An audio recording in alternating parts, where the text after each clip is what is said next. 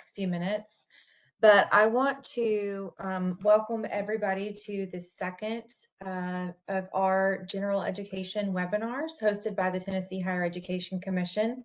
I want to thank all of you for being here and for supporting the fantastic work that you and your colleagues do in general education, because the impact for students is very broad and significant. And so thanks to all of you for doing that work. I also want to thank THEC's Chief Academic Officer, Dr. Julie Roberts, and our Executive Director, Dr. Stephen Gentile, for continuing to support the work that we are doing in general education. So this recording will be posted on our website, and we'll make sure that all the information is available for you guys after, and so you can share with your colleagues who were not able to come today. But I don't want to spend too much time because we have a fantastic group of panelists today. First, we have Dr. Christina Cobb, who is Associate Professor of University Studies and Assistant Director of the True Blue Corps at Middle Tennessee State University. We have Dr. Robert Den, Associate Vice Chancellor for Academic Affairs at the Tennessee Board of Regents and General Education Corps Coordinating Committee member. Try saying that 5 times fast. Dr. Nathan Griffith, Professor of Political Science and Bell Corps Director at Belmont University, and Dr. Lauren Ingram, Vice Provost for Curriculum and New Program Development at the University of Tennessee, Chattanooga. So we are going to start today with some short overviews of the changes that all of these campuses have made in the last 5 to 10 years. They're going to be sharing what their campus started with and where they landed, and then we'll talk in more detail about the experience of redesign. So we're going to start with Dr. Christina Cobb from MTSU. Good morning, everyone. As you mentioned, I'm Christina Cobb, and I represent the True Blue Corps, which is the new redesign of our GNET program at Middle Tennessee State University. This has been a 6-year process, 4 years with planning and then 2 years with implementation. And we just recently launched this past summer. So we're really excited about the new changes that we have coming up. Students are required to take 41 hours of lower division courses approved by our True Blue Corps committee. 12 of those hours have to be in the foundational skills, and 29 hours are in 4 knowledge domain categories. Each knowledge domain has a discovery and exploration subcategory, and students are required to take at least 1 discovery course from those knowledge domains. And on the screen here, when I say knowledge domains, I'm referring to the human society and social relationships, scientific literacy, creativity and cultural expressions, and history and civic learning. Those are our knowledge domains. And then our foundational skills, as you can see above, are the written communication, information literacy, and so forth on. Students are still required to take 1 literature course, 3 hours of that. And we have the main thing that we changed, as you can see here, I wanted to show the comparison from the old to the new, is that now students have more choices. And so when I talk about human society and social relationships, when they have to take that 1 course in discovery, then they have choices in exploration. So we have new courses that came in, and we put those all in our explorations category. So everything that was in the old program transferred into the new program, and we put those in the discovery categories. But then we asked a faculty to come up with new courses to put into explorations, so students can have some more choices there. And we're really excited about that. So looking at the comparison, before in the old GNET, we had communication, which 9 hours that students were required to take, but we split that into 3 categories: written communication, information literacy, non-written communication, and then mathematics changed to quantitative literacy. And then the last 4 categories changed over to, human society and social relationships. Sorry about that, y'all. And scientific literacy, creativity, and cultural expressions, and so forth on. So again, our biggest change is that, well, number 1, everything that was in the old program went to the new program, but now students have more choices. So in that explorations category for each of those knowledge domains, we have new courses that have been added to the core, so that way students can have more choices. And I'm done. Thank you, Christina. All right, next we have TBR. Oh, thank you, Dr. Brackett. Good morning, everyone. I'm Robert Den, Tennessee Board of Regents. You might remember back in 2002 is when the original establishment of the general education curriculum was made, and that's when the universities were part of Tennessee Board of Regents, the six now locally governed institutions. We were all under the same curriculum for general education. So we thought after 17 years, it was time to revision. Um, and so what you're seeing on your monitor here is what we call our constellation, our core competency constellation. That's both our foundation and our aspiration for our students. So we like to call our model simply elegant. And so the 13-member steering committee, one from each of our community colleges, started with writing a very powerful statement of purpose, which we believed sometimes students don't understand, nor do some faculty or the community understand the purpose and the relevance of general education. So from that purpose statement, the faculty on all 13 community colleges established these core competencies as part of our constellation. And these are the 7 competencies that faculty feel that students need to know and be capable and competent in order to meet the evolving opportunities of today's world. Now, these competencies these are constructs, and they are measured by our category learning outcomes. And of course, we kept the same distribution model as previously, which were the 6, and I think that MTSU maybe calls them learning domains, but they are the humanities, fine arts, social behavioral sciences, mathematics, natural sciences, those 6, what we call categories, discipline categories. And each of those have anywhere from 4 to 7 learning outcomes, those measurable outcomes. And I'll give you an example of one from humanities and fine arts. Analyze the ways that various artistic, literary, or philosophical works reflect their cultural and historical context or contribute to the present contemporary world.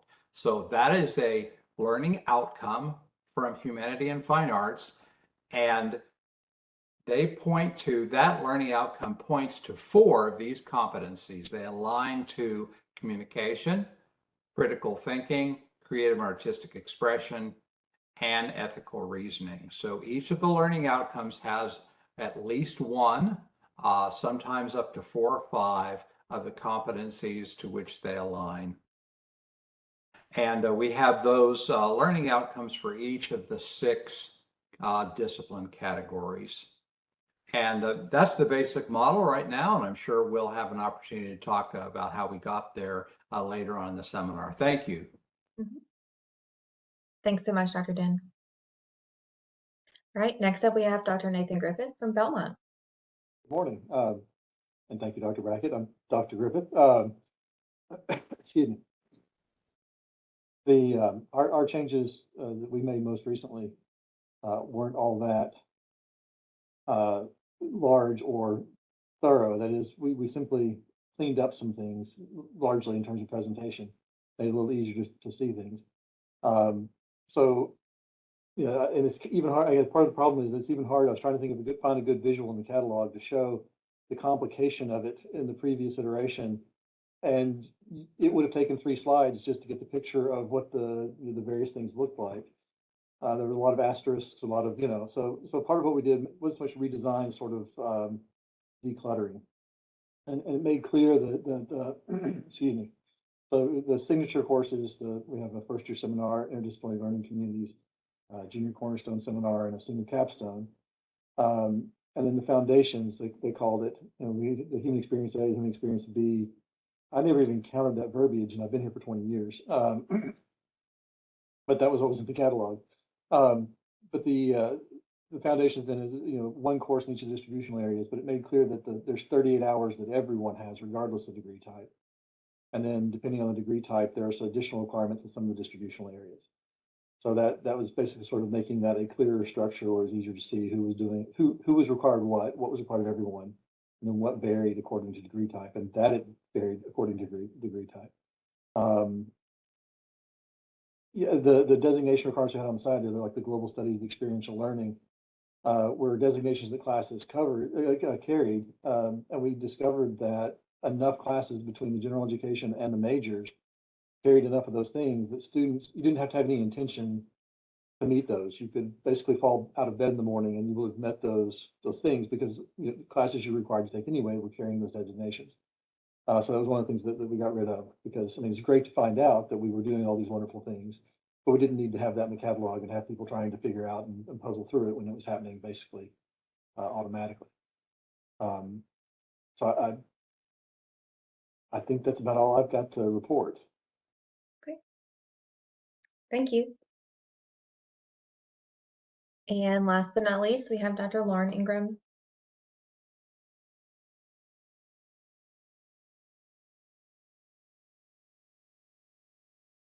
Hello. We can hear you, Lauren. Okay, great. This is a platform I'm not used to, so I'm normally on Zoom, so I can't see myself. I don't know if you can see me, but I'll just share that this is a poster that I presented at the AAC&U Gen Ed conference last year to describe our process of redesign. And so the font I can see here is very tiny. You'll have to blow it up. But one of the things that we did to help us move along is once we were charged by our chancellor to do a redesign, we adopted a commitment to a timeline that was pretty condensed, much more condensed than we had done in the past. We adopted some design principles and process principles that kept us accountable for getting to the work. We developed, we used design thinking principles. So we developed a prototype and put it out there for feedback. The prototype was quite different from our existing Gen Ed, and in some ways that was very helpful, because a lot of people came back and said, "Wait, what are you doing? What's going on?" And then you can see in the little blue circles there the things that were our challenges. But the main things that we came away with were we needed clearer outcomes that were measurable. We had in the past goals that were not really measurable. And so we started this whole process with identifying 4 large program outcomes. We developed rubrics to measure those program outcomes. And then we started filling out the categories. And the categories are pretty similar to what we had before, although I will say that our past program had 4 different subcategories in humanities and fine arts: literature, historical understanding, visual and fine arts, thoughts and beliefs. I might be getting those subcategories wrong. But basically, I mean, we were really regulating so strictly how students proceeded through the program. And so what we've done in this new effort is given students a little bit more latitude for how they can fulfill their requirements. And I think it's going to be easier for students to progress to graduation.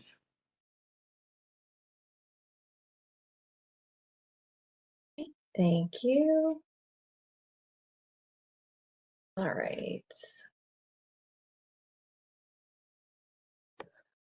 All right, so at this point, we are going to transition into a more discussion question and answering based setup.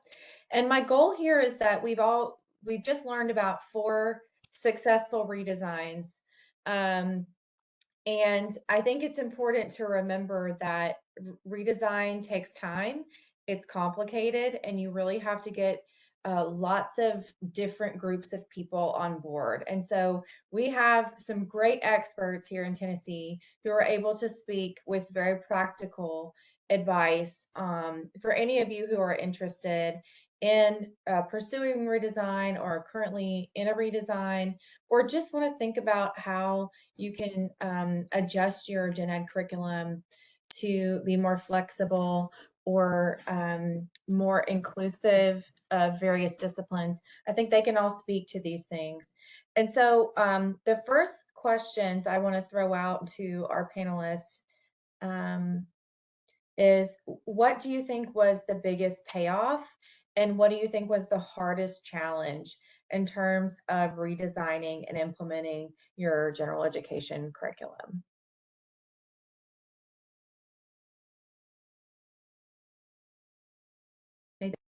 I'll jump in on that one. The biggest payoff, as I kind of already mentioned, is that it's easier to explain than it used to be.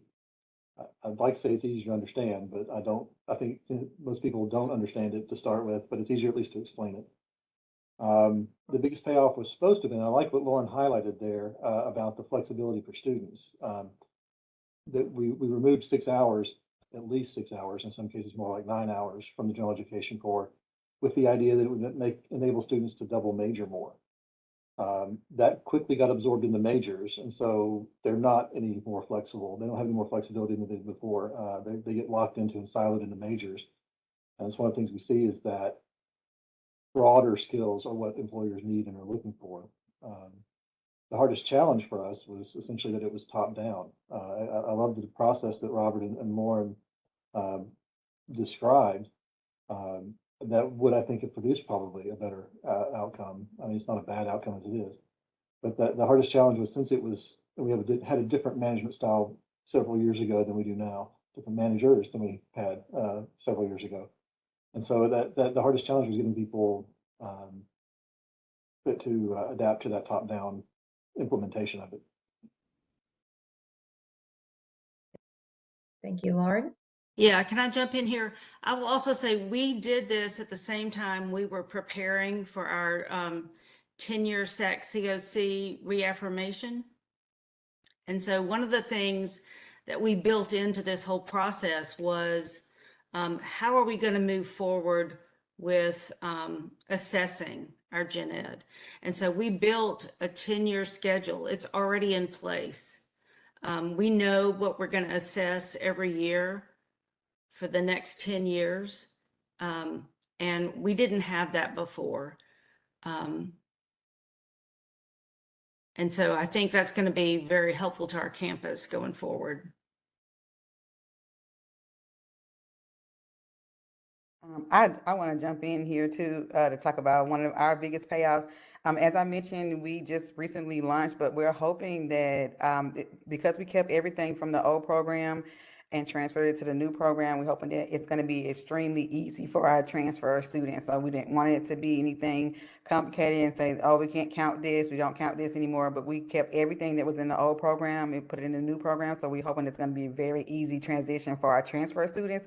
And I didn't mention this earlier, but we also have 8 new student learning outcomes, and we're hoping that those are going to pay off for us really big too, and that students are going to really see how those outcomes kind of are connected to their major and what they need to be successful in their careers.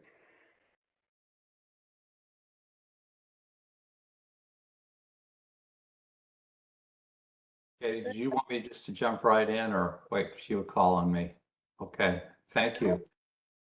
So our biggest payoff, believe it or not, was not the actual content or the model, the deliverable itself. It was kind of a meta payoff, and it was based on the process that we used, that we had 3,000 faculty over 13 campuses that all had a voice. We were able to build a structure, a committee structure, a communication structure, if you will, to where all faculty felt heard. And that goes a long way for other things, the next steps that we want to do for implementation and assessment. And so I felt like we built some trust in there with the faculty and administration. We're all involved, and especially at the system level. And the second meta payoff, if you will, is yet to come. And that was one of the biggest, most critical components of this whole process.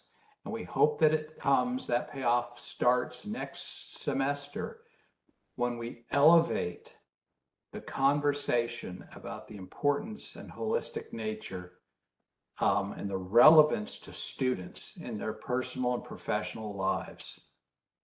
That has been an element that's always been missing, I believe, in general education. And so we hope that this redesign and its elegance and its impact will elevate that conversation among students and the campus community. Thank you. Any last thoughts on these questions? Yeah, Nathan. I just wanted to emphasize what Robert said about the meta payoff, the first one. In going the other direction, the erosion of trust, the destruction of sort of social capital that can happen when it's not done that way. It's great. It's true in a positive sense. It's also the opposite is true in a negative sense, unfortunately. I just want to add to answer the second part of the question. The hardest challenge for us at MTSU was getting about 1,000 faculty members to be all on board to kind of meet in the middle. We had some faculty that wanted to change everything, and then we had some faculty that didn't want to change anything. And so like getting them to come to a common ground in the middle to was something that we all could live with was one of our hardest challenges. Amen, Christina.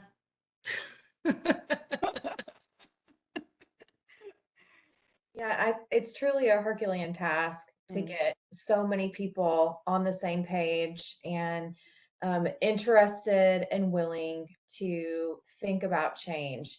I think universities and community colleges tend to be hard to turn, kind of like, a huge Titanic to make changes.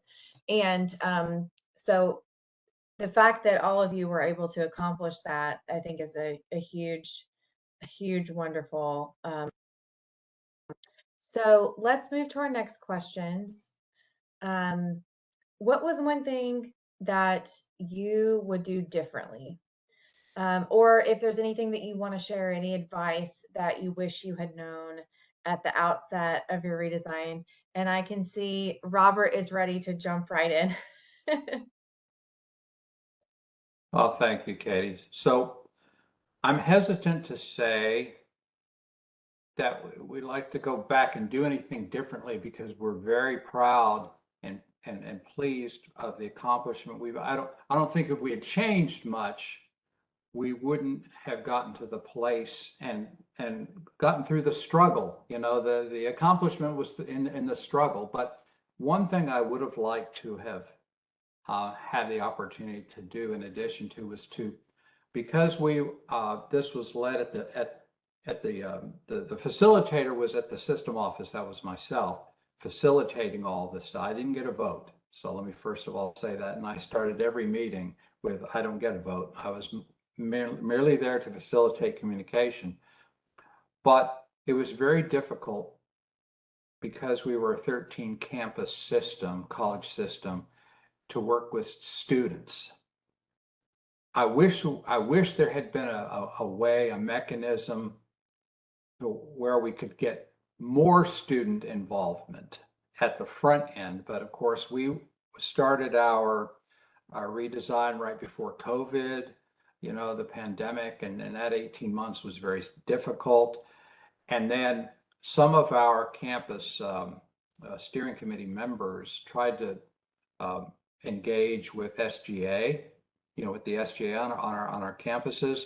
However, it was very faculty heavy. The steering committee was mostly faculty, and our faculty teach a 5-5 load. in addition to academic advising and committee work. And then they did this for free over 5 years. So trying to meet with students and, with student schedules, I just wish that myself and as a steering committee, we could have been more involved with student focus groups. They did the best they could in their classrooms from getting information and feedback. But if we could go back in time, that's probably one thing that I would like to have added. Thank you.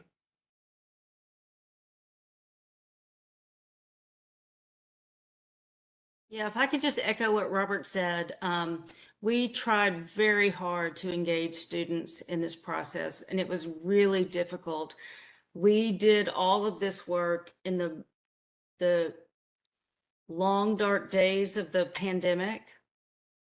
And so we did every single bit of this on Zoom and through surveys. And it was really hard to get students engaged. I'll also say that one of the things, because I've been at UTC now, I'm starting my 28th year. So I've been through a couple of gen ed redesigns. And in the past, these discussions happened in big auditoriums and people just stood up and said their piece and whatnot. And so when I set up surveys to ask faculty for their feedback, I actually put in a line for them to say their name and their departments. And some of the feedback that I got back was, you shouldn't be able to identify me. And that was a surprise to me. And people got very upset about that. But they said their piece anyway. So it worked out okay. I'll jump in here too, because it's kind of on the lines with Laura. With dealing with about 1,000 faculty members, it can get a little dicey, especially when we're very passionate about our subject areas. And so one thing that we would do differently is establishing a culture of leading with kindness. And so that way everybody is always nice to everyone. You can say your piece, but in a very professional manner, and be able to kind of compromise and get the task done. So that's one thing that we would establish a little bit better in the beginning, to establish a culture of leading with kindness and compassion. As you might have guessed from my earlier comments, the first thing I would change is I would have it been bottom up instead of top down. But part of that would be that, and I wasn't in this role, and again, we had different leadership at the time. But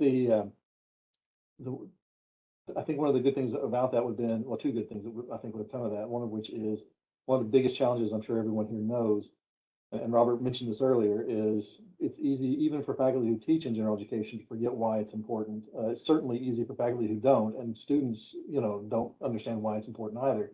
So having that public conversation over a period of time helps build that culture of why this is important, what it matters, why it matters, and I think too, that would have allowed us to bring in some, people doing some research, maybe going to some conferences and finding out, what is it that how do we make this better?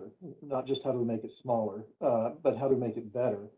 Which might entail making it smaller, might not, but that having a different focus would have been something to bring us, like I said, to bring in some research on how to improve from where we were, rather than just simply to clarify and reduce. Thanks, everybody. Anything, if you could go back and tell yourself, from 5 years earlier or at the beginning of this process, what would you say, or what advice would you offer to campus personnel, faculty advisors, administrators who are embarking on a general education redesign? What critical information do you wish you had from the very start? I would say know your audience. I come from the English department at UTC, and I did not realize until I got in the midst of this that other departments on campus perceive gen ed as the property of English and math. And so we deliberately tried to, in our redesign, set it up so that English and math didn't have control over a single category.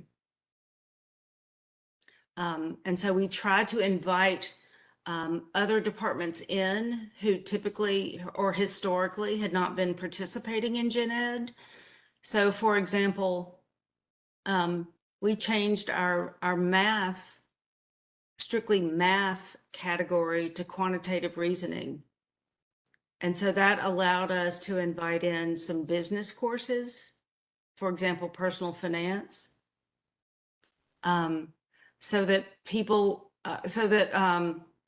categories were not so territorial.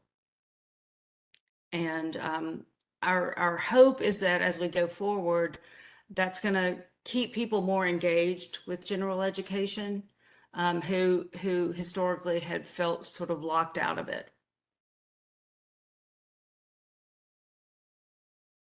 Thank you. Okay, Other I'll go thoughts? ahead and jump in too, that it really matters the folks that you select. And I feel like that we really lucked out on the people that were part of our steering and coordinating committees. The people that you put on those committees need to be the right people.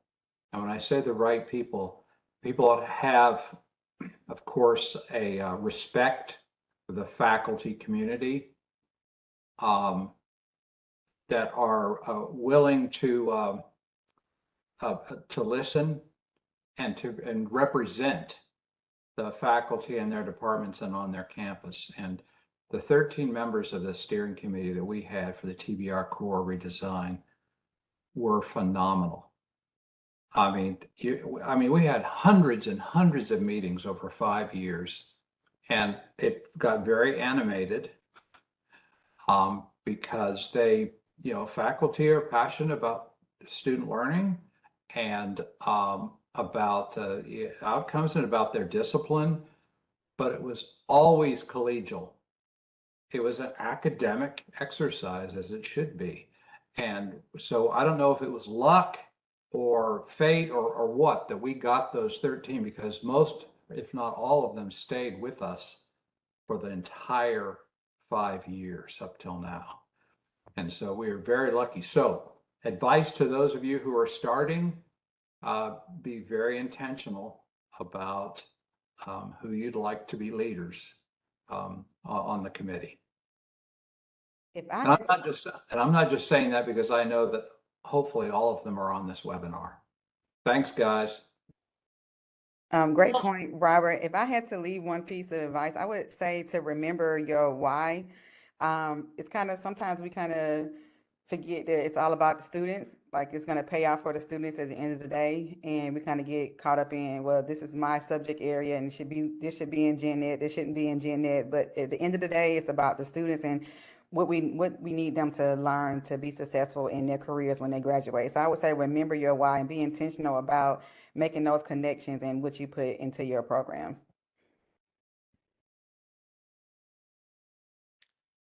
Yeah, and just to echo what you all just said, the committee selection is really important. You have to have a committee that has good representation, but it's also manageable. If you have a 30-person committee, it's hard to schedule meetings, right? So we tried to limit our committee to 20 people. And even then, even when we announced, if you sign up, if you agree to serve on this committee, here are when the meetings will be, we still had times when people couldn't show up. And we also had folks who were very upset that they weren't on the committee.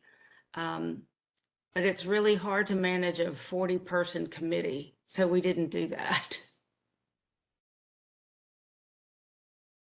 I'm probably the wrong person to answer what we wish we knew at the outset, because most of the problems we've experienced were things that we flagged but it wasn't bottom up, it was top down. So it's hard for me to talk about that and not sound really, really horrible. Well, I definitely don't want to put you on the spot, and I appreciate the honesty. I think anybody who has been to conferences where general education redesign has been described, there's lots of different ways to get it done, and very often it is top down. So I think having a nice variety of experiences will be really helpful and practical for these attendees. So I appreciate you speaking to that. Any last thoughts here before we transition to Q&A? Okay. So at this point, I want to make sure Dr. Griffith has to go teach a class. In addition to all of his gen ed duties, he is still teaching. I think many of the people on this call actually are. But I want to make sure that we have plenty of time to answer any of your questions.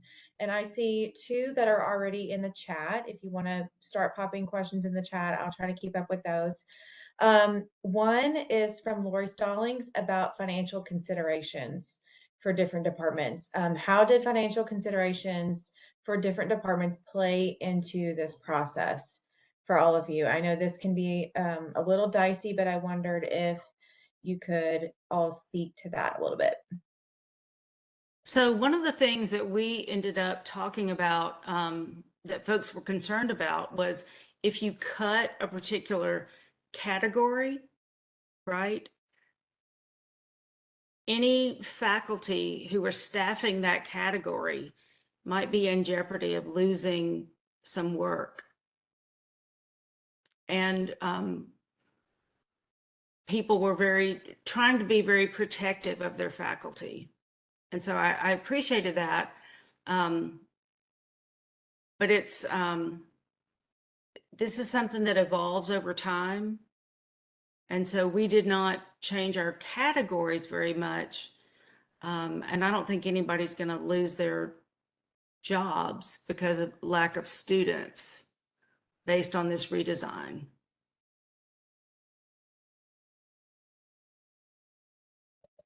So one of the, if you rated our redesign as far as the magnitude on a scale from 0 to 10, 10 being blowing everything up and 0, no change at all, I feel like ours is about a 6, 6.5.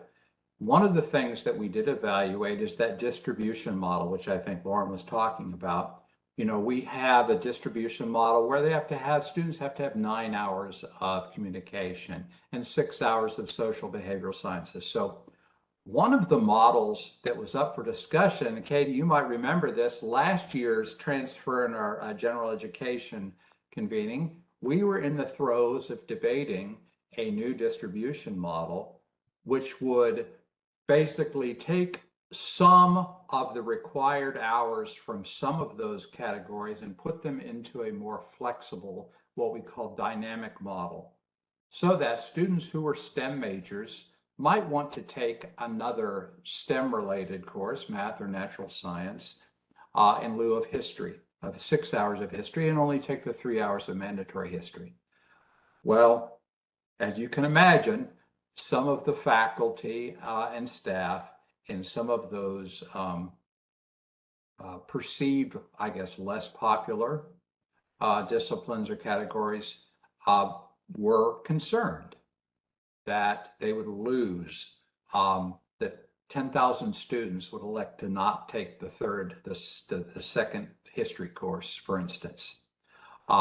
So we debated that. They took it back to their campuses. They voted, and they voted to keep the distribution model as it was. So yes, I think that and if we look back, going back all the way to 2019, where our development started, one of the initial questions was, how is this going to affect my department? So yes, and it's not so much of a kind of a turfy selfishness, just because they felt like the students needed that. Can I also just say this? We used this redesign as an opportunity to look at our DFW numbers in Gen Ed in particular, and to talk with departments and faculty about what's going on here. How can we do this better? And not to place blame on anybody, but just to say, maybe there's an opportunity here to do better. And what would that look like? And so we had some really difficult but important conversations around those questions. I don't think it had much to do with the redesign, again, because it came from the top down, but sort of the aftermath of that, and this is typically, I guess, what happens after you have a large redesign, is then everybody starts trying to game the system and find ways to count their classes here, to whether it's for majors, trying to put major hours in towards general education, whether it's general education areas trying to make sure that, you know, theirs are still required, so they still have the same number of students. For a lot of folks, it does kind of come down to the idea of, you know, making sure I have a job. Again, I'm not sure it's entirely the problem that the disconnect really seems to be on the other side, which is if you've got a major, if you've got, you know, 100 majors, then you have some idea of the number of courses that need to be in their that are in their program that are required, the number of people you need at a given, you know, class size to teach those classes. With general education, because it's, you know, just about anyone can do it, there's not oh, well, we need to hire in this place. So we don't necessarily, general education hiring doesn't necessarily keep up with growth in the student body, because it's anyone can do it, but that also is a collective action problem. Therefore, no one ends up having the capacity to do it, and we overstretch the areas that are doing it. Well, that's more of a problem than it is financial considerations playing into the process, I guess, for departments. For MTSU, because we kept everything that was in our old program and transferred to the new program, we didn't lose any departments, but we opened up the door for new courses to come in. But when they applied to be in our True Blue Core program, they had to specify if they had full-time faculty members to teach those courses. So we asked them that up front. That was part of the stipulations, to make sure they had faculty to teach those courses. Great, thank you. We have another question about course delivery. I didn't hear any discussion of course delivery at ETSU. We implemented a high impact teaching practice component to all of our new gen ed courses. Did any of you all have strategies for altering how courses are delivered? Again, Robert, I see you're eager to answer. Yeah, so first of all, let me talk about HIPS. So the high impact practices, TBR is all over that. We've been engaged in HIP, led by our Student Success Department, in all of our courses.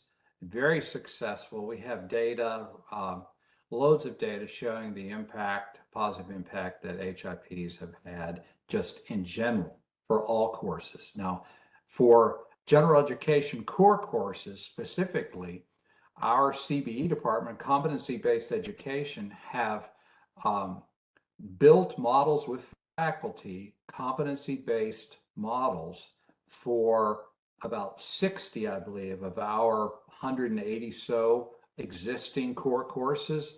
So yes, that's out there. They've been rolling that out for about a year now. So we do have, in the next phase, we've designed the curriculum, the framework, the core competency constellation. We're implementing that in the fall. Between now and then, we're going to be talking about delivery, capstone, interdisciplinary teaching. How do we reimagine how the courses, how students are engaged with that content and those learning outcomes? So that's next for us, but we've already started with the CBE.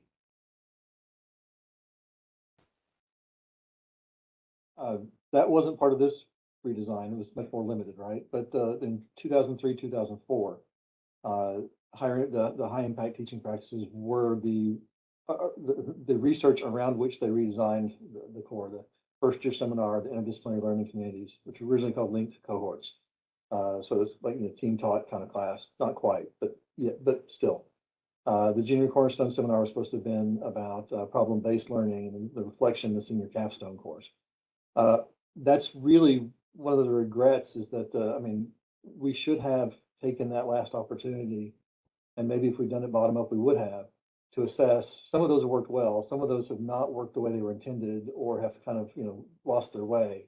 It would have been a great opportunity to figure out how to do those better, what's been working, to assess that and improve. And so I think we missed that opportunity, at least at this last time around. For us, we're kind of on the same path with Robert. We wanted to just kind of get this implemented, but our next phase is to offer micro grants to faculty members for them to kind of look into high impact practices, to look into belongingness in the classroom, to look into assessment as a reflective practice, not just something that you have to do. So we're working on that. That's our next phase as well.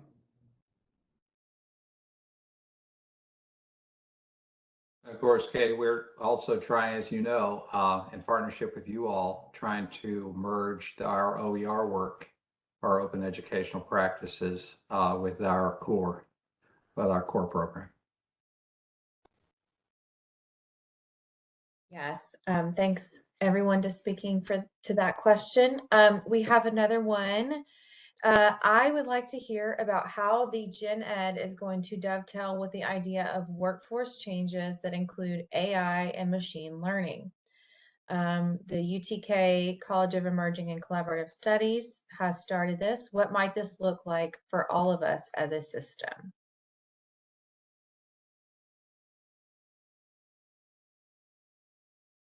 Just say that here at UTC, before we even began this process, our somebody came to me and said, "Can we find a way to fit AI into Gen Ed?"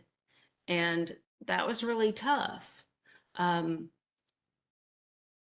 we have sort of expanded our definition of behavioral and social sciences to try to accommodate just some new ways to live, right? to study human behavior and non-human behavior to accommodate some of those things. But it's, I think that will continue to evolve. I think so. There's a gentleman at the American Enterprise Institute, Brent Orrell, who does job force research. And I suspected this, but he finds the same thing when he actually does actual research, as opposed to just me suspecting things.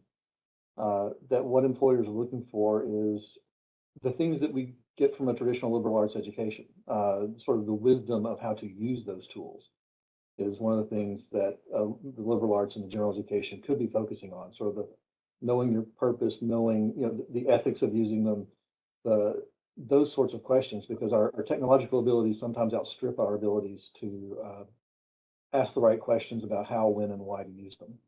And those are questions that the liberal arts and the general education core can answer. I will say that, of course, workforce development is in our mission statement, workforce development and student success. And I think it's Dr. Bailey. I don't know if she's actually from UTK, but TBR is partnering with them on their CECS new college. And so we're very excited about that and what we can learn from each other. And also the AI machine learning fits nicely into our constellation into information literacy and ethical reasoning. So, and we have a whole department now at the TBR system level in academic affairs that are becoming, I don't know how you define experts in AI. Some of them might be on the call now, the 3-person team. They're working with faculty and how we can integrate that into their teaching and learning. And I would just like to add that the workforce ideas, the changes in that is at our at the forefront of what we're doing. That's why we made the changes to our 8 student learning outcomes. We did the market research to see what employers said students needed to know when they graduate, and that's what we decided on for those 8 student learning outcomes. So we're in the process of, making sure we're staying on top of that as far as the workforce changes go. So I did just drop in the chat just another fantastic Tennessee institution resource, and that is the Applied AI for Education Research Center at Tennessee State University. They will do demos for faculty and other instructors. It's a great way to familiarize yourself with all that AI has to offer in terms of education. So I want to take at least one more question. One of the things about Tennessee for our students is the ability to transfer to different institutions within the state and know that their courses that they take at one state institution in general education will count towards their degree plan, specifically general education. Have any of the changes impacted that ability for general education courses to transfer from one institution to another? Okay, Kate, I want to start, please, if I may. So we're in a unique situation at TBR with our community colleges in that all of our design, our conceptual design discussions we had to keep one eye focused on our university partners.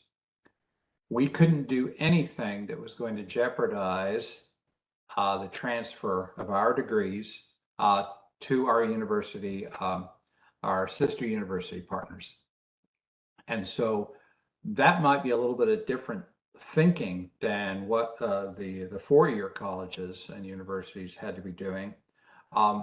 So we had parameters. We had to keep the 41 hours.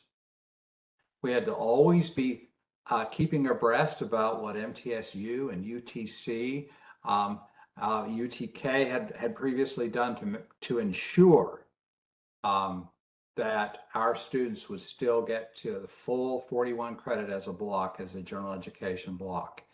So we were very aware, very cognizant of that fact as we move through the development process.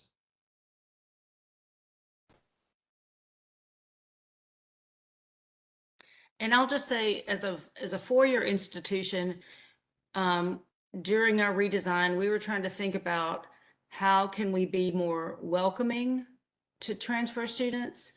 So, I mean, if you have an associate's degree from a TBR institution, you can automatically, transfer. But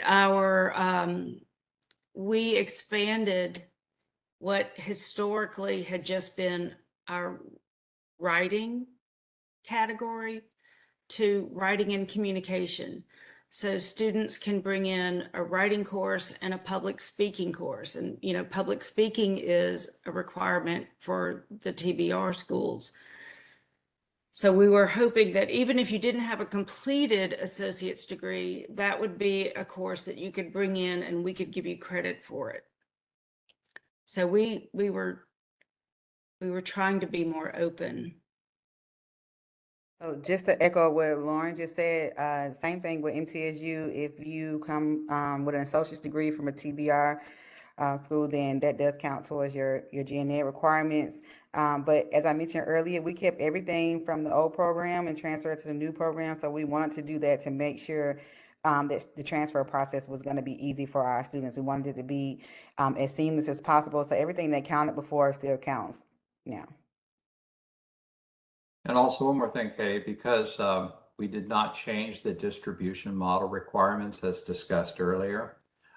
It did not impact at all the existing TTPs, the Tennessee Transfer Pathways, which are very important to our students who are going to transfer to the universities.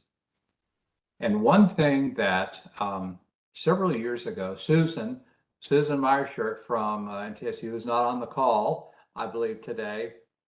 We had been thinking about the possibility of statewide, what if, and this is on down in the future, maybe the next redesign in 20 years, I don't know, but what if we started talking about preparation and transfer at the competency level rather than at the course or credit hour level?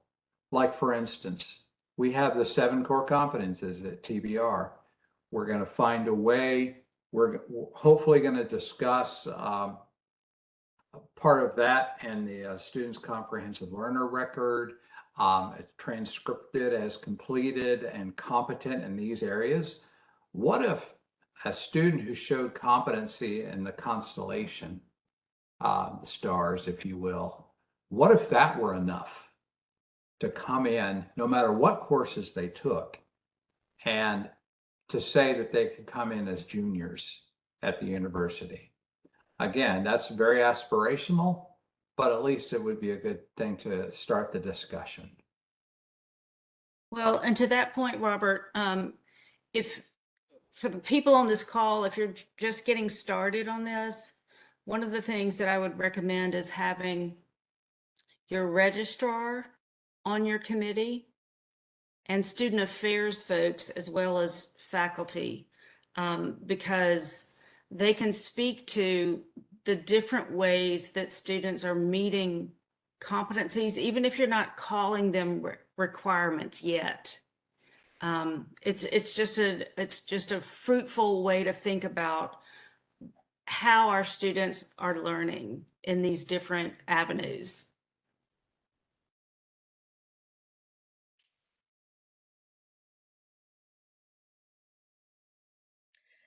So I want to have one more question answered, but I do also want to bring everyone's attention to a comment that Sarah provided in the chat.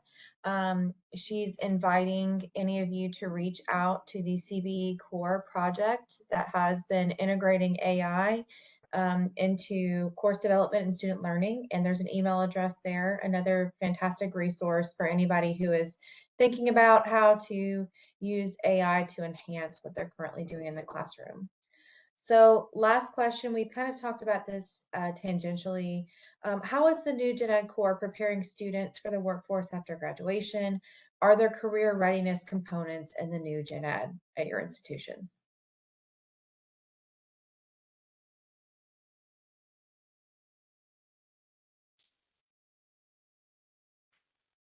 Well, I'll jump in. So we don't have a career readiness component per se, but we have been in partnership with our Career Development Center to kind of work out what students need to be able to do when they graduate to be successful for their careers. So we are in the process of working through that and building that collaboration with our Career Development Center. Yeah, and similarly, we spend a lot of time talking with employers in our region about what they value and what they want from our graduates. So we don't have, say, a checklist of workforce skills, but our program outcomes align very closely with what our regional employers told us that they would value in employees. Okay, I think I probably said this 3 times already on the webinar, so I apologize, but that's what we do. Workforce readiness is what we do, and this especially in the associate applied science degrees, which take fewer 15 rather than 41 hours of core courses. But even at the transfer programs, we focus on those kinds of things with opportunities for apprenticeship. We have a center for apprenticeship now, work-based learning, those types of things. And I don't know if you're familiar, and you can send this out to the group after, but AAC&U published a survey a few years ago, polling 500 executives and hiring managers from different kinds of companies and sizes across industries. And what those qualities were, the top qualities align very nicely with the core competencies that we've developed. So it's built in. And what we're trying to teach students is that, yes, and getting a job is important, but it's not only the discipline, the career courses, but it's all of these durable professional skills, these competencies that employers are looking for.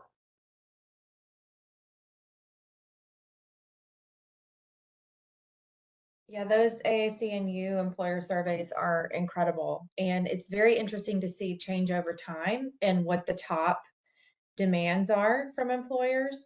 So I will definitely link those in follow-up email along with information about each of these redesign programs.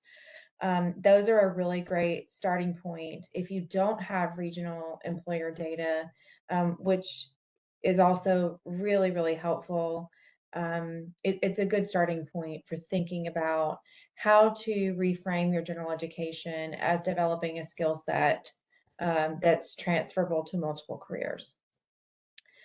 So that being said, I want to thank all of our panelists for sharing their experiences today and answering all of our questions. I am going to send a follow-up that will include information about each of these programs, along with some useful resources. My hope is that this webinar series will continue, and if you have ideas or questions or concerns related to general education that you would like covered in a future topic, feel free to reach out to me. In my experience, the Gen Ed community is a very supportive, warm, and welcoming group of folks, and so I'm super excited to continue building this network. And of course, I can't let anybody go without plugging our upcoming transfer and general education convening, Advancing Student-Centered Transfer and General Education. And that's going to be taking place on Wednesday, October 30th in Nashville. And anyone can attend. We would love to have you. I will send a link to the information for that convening in the email as well. So thanks to everybody, and I hope you have a good rest of your week. Thank you. Thank you. Bye, everyone. Bye.